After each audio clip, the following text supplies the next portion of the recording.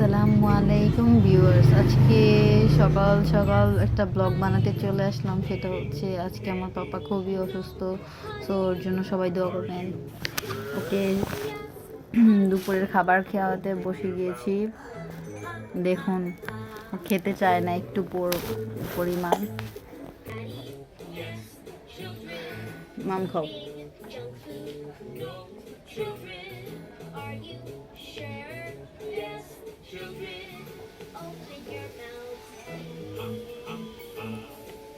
হচ্ছে হয়েছে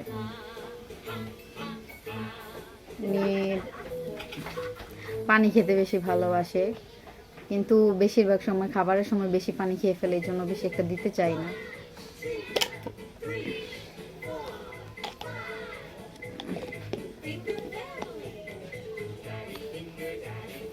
তো এখন কার্টুন দেখছে। আজকে বেশি কিছু খেতে চাইবে না, কারণ ওর শরীরটা ভালো না, এই জন্য। আর ও শুকিয়ে গিয়েছে।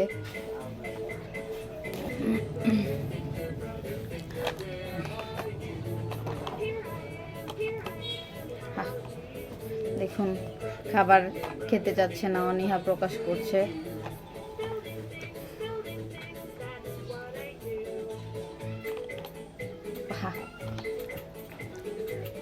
জোর করে দুই একটা মুখে না দিলে কি হবে? আসলে বাচ্চাদেরকে জোর করতে নেই, কিন্তু ও যদি খেতে না চায় সেক্ষেত্রে আমারও তো খুব খারাপ লাগে যে খেতে যাচ্ছে না।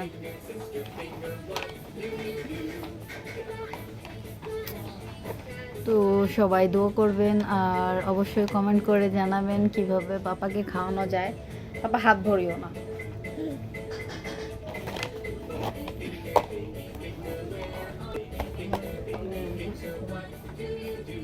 বেশিরভাগ সময় খাবার মুখে নিয়ে এরকম বসে থাকে।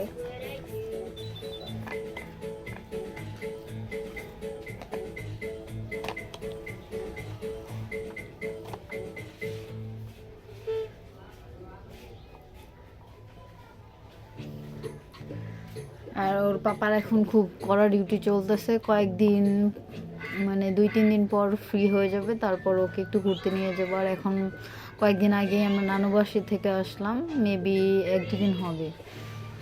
তো এখন আমরা বাইরে কোথাও ঘুরতে যাইনি। ওর পাপা ফ্রি হলে তারপর আমরা কোথাও ঘুরতে যাব। সো ওর জন্য দোয়া করবেন অবশ্যই, আর আমাদের চ্যানেলটা সাবস্ক্রাইব করবেন। দেখুন, ও খেতেই চাচ্ছে না। নর্মালি ওকে বলতে হয় না, মোটামুটি ও অত বেশি খায় না, কিন্তু মোটামুটি মানে জোর করা লাগে না। মাঝে মধ্যে যখন অসুস্থ থাকে তখন একটু জোর করা লাগে, আর এমনি নর্মালি তো এত বেশি বিরক্ত করে না। আজকে অনেক বেশি অসুস্থ, তার জন্য একটু বিরক্তও করতেছে। কারো কোলেও যাচ্ছে না, ও শুকিয়ে গেছে প্রায়।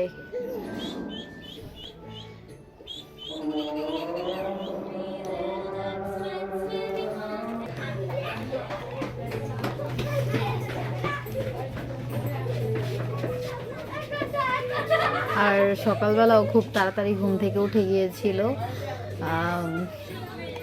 ঘুমও পায়নি ওর। মেবি 2-3 দিন ধরে গ্রাম থেকে আসার পরেই, আসলে গ্রামে খুব তাড়াতাড়ি সন্ধ্যাবেলায় ঘুমিয়ে গেছিলো তো, আর তাই জন্য সকাল ভোরে উঠে যেত। আর ওইখানে মসজিদে মানে আজান দেওয়ার সময় থেকে খুব মানে গজল, তারপর অনেক কিছু বলা হয়, তো সেই জন্য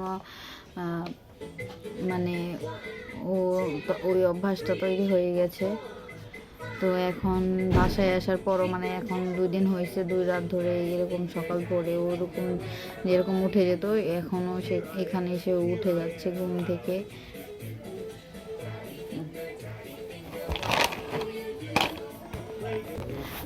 তো সোয়াদের জন্য সবাই দোয়া করবেন।